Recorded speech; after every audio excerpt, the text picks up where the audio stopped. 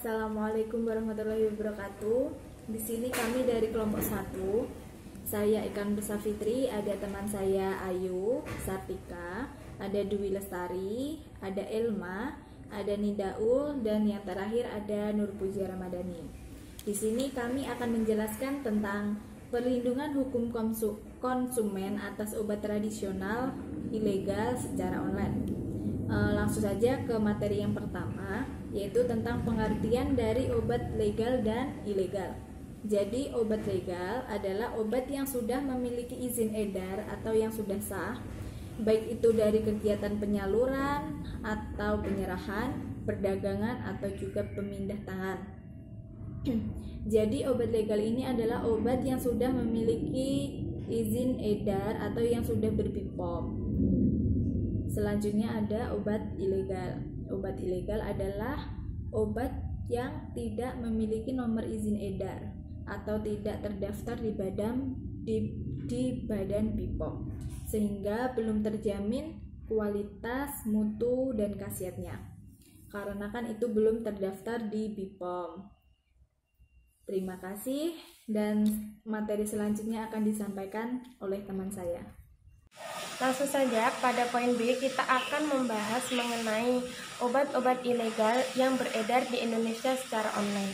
Jadi beberapa tahun belakangan ini banyak sekali obat-obat ilegal yang beredar di Indonesia melalui media online, yang mana hal tersebut dapat menyebabkan hak perlindungan konsumen itu tidak lagi dapat dijaga, atau hal tersebut dapat merugikan banyak konsumen karena ketika konsumen mengonsumsi produk-produk ilegal, entah itu berupa obat tradisional, produk makanan, entah itu produk kosmetik atau sebangsanya, hal tersebut dapat menjadikan konsumen dirugikan atau dapat merugikan konsumen. Nah, dan hal itu ditemukan banyak sekali beredar di media online beberapa tahun belakangan ini. Nah, seperti contohnya produk Cina yang beredar di Indonesia adalah Xin Huangpian, atau itu adalah obat tradisional Cina yang dipercaya bahwasanya obat itu dapat menyembuhkan penyakit liver, jantung, dan juga radang tenggorokan. Akan tetapi pada hakikatnya obat tersebut sudah ditarik izin edarnya di Indonesia sendiri. Akan tetapi masih banyak ditemui obat tersebut pada pasar-pasar online atau media-media pemasaran yang menggunakan situs-situs online. Dan hal itu dicabut.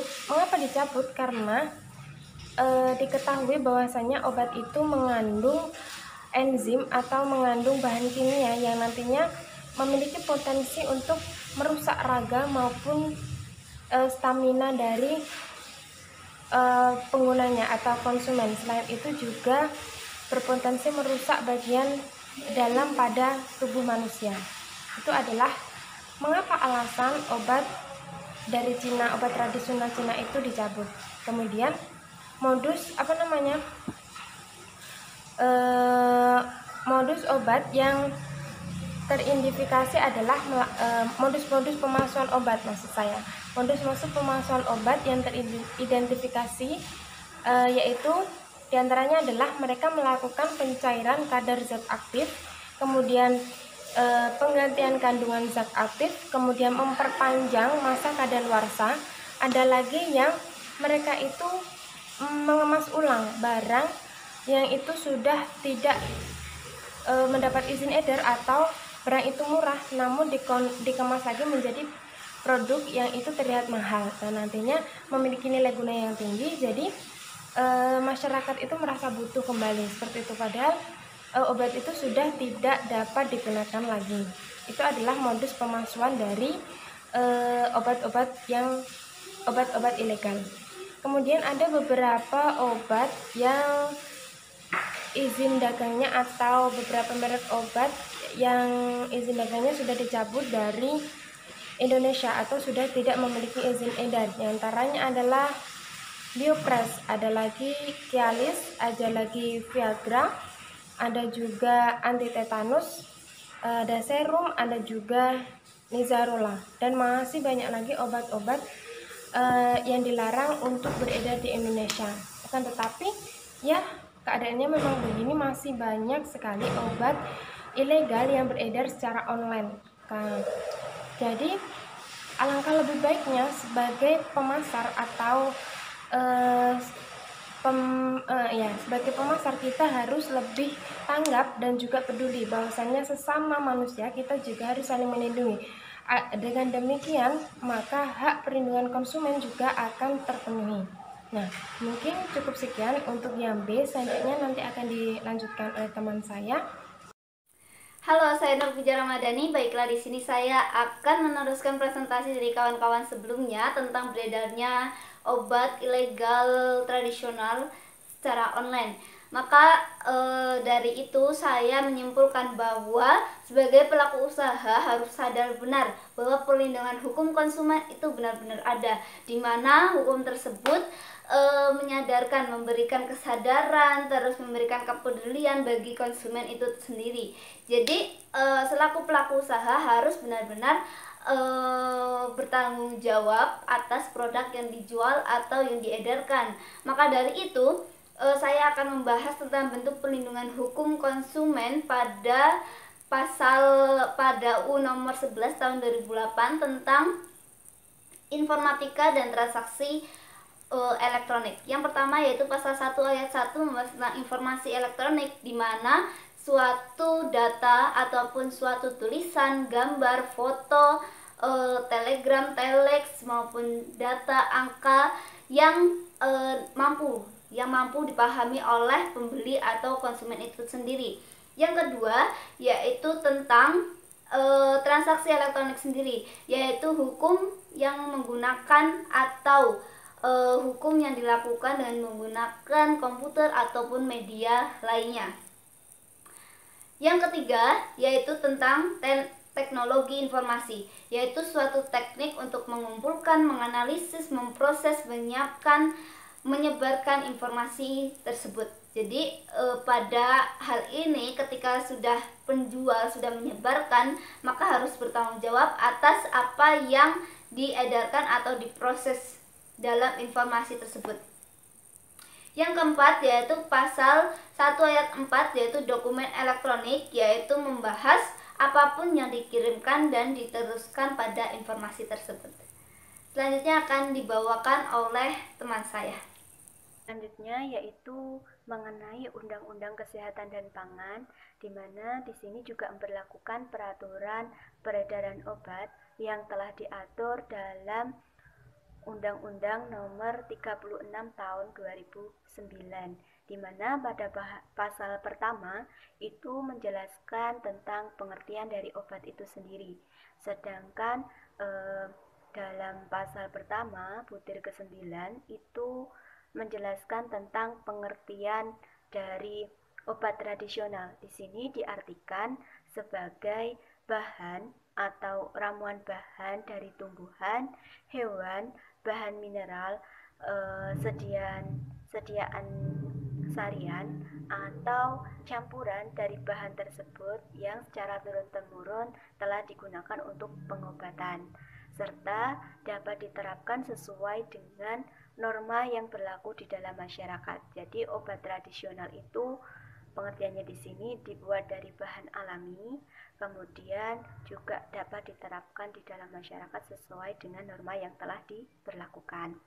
Sedangkan mengenai kriteria obat tradisional itu diatur pada pasal 2 ayat 1 dan 2 menyatakan bahwa obat tradisional, herbal terstandar, dan fitofarmaka yang dibuat atau diedarkan di Indonesia itu wajib memiliki surat izin edar dari kepala badan.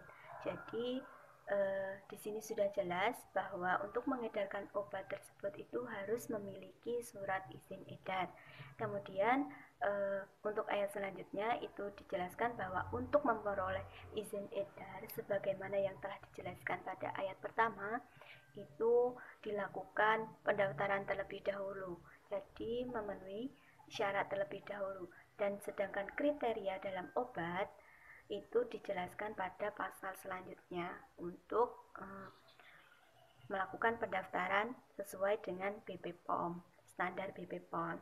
Dan apabila tidak memenuhi standar serta persyaratan yang telah ditentukan, maka di sini juga sudah dijelaskan mengenai pemberian sanksi administrasi pada pasal 16, di mana yang pertama itu diberikan peringatan secara tertulis, yang kedua itu penghentian sementara mengenai peredaran produk, yang ketiga penarikan produk, yang keempat pemusnahan produk, yang kelima yaitu penghentian sementara kegiatan, yang keenam pembekuan sertifikat, ketujuh pencabutan sertifikat, yang kedelapan yaitu pembekuan izin edar serta pencabutan izin edar, yang terakhir yaitu mengenai rekomendasi pencabutan izin usaha. Jadi sudah jelas bahwa peredaran obat itu sudah diatur secara jelas mengenai mulai dari pengertian sampai dengan kriteria dan sanksi yang diberlakukan itu dimuat dalam Undang-Undang Nomor 36 Tahun 2009, dan sanksi yang diberlakukan juga telah dimuat dalam pasal 16. Perkenalkan, nama saya Nida Al-Hasana. Saya di sini akan menjelaskan mengenai undang-undang elektronik. Transaksi saat ini itu sangat berkembang sangat cepat, mengingat transaksi online sudah menyebar kemana-mana, seperti pembelian atau pemesanan tiket perjalanan secara online, pembelian makanan dan minuman secara online, hingga pembelian kebutuhan sehari-hari juga secara online. Penerbitan undang-undang oleh negara Republik Indonesia itu dianggap penting guna melindungi hak dan kewajiban dari pengguna media elektronik. Dengan adanya Undang-Undang Nomor 11 Tahun 2008 atau sering disebut dengan UU ITE, ini tidak hanya melindungi konsumen dan para pelaku usaha, tetapi juga melindungi semua aspek lingkungan masyarakat. Ada 3 komponen dalam sistem hukum yang menentukan berfungsi atau bekerjanya hukum. Yang pertama yaitu struktur hukum, yang kedua yaitu substansi hukum, dan yang ketiga adalah budaya hukum. Saya Dwi Lestari. Nah, di sini saya akan melanjutkan mengenai pembahasan undang-undang elektronik. Di sini saya akan menambah sedikit dari penjelasan undang-undang elektronik yang sudah dijelaskan sebelumnya, bahwa ada beberapa poin penting yang dianggap sebagai acuan dari Undang-Undang Nomor 11 Tahun 2008 tentang informasi dan transaksi elektronik atau biasa disebut Undang-Undang IT. Sesuai namanya, Undang-Undang IT ini menurut penulis Treks Mangkepriyono pada tahun 2019 mengenai Undang-Undang IT ini memiliki 5 syarat pokok dasar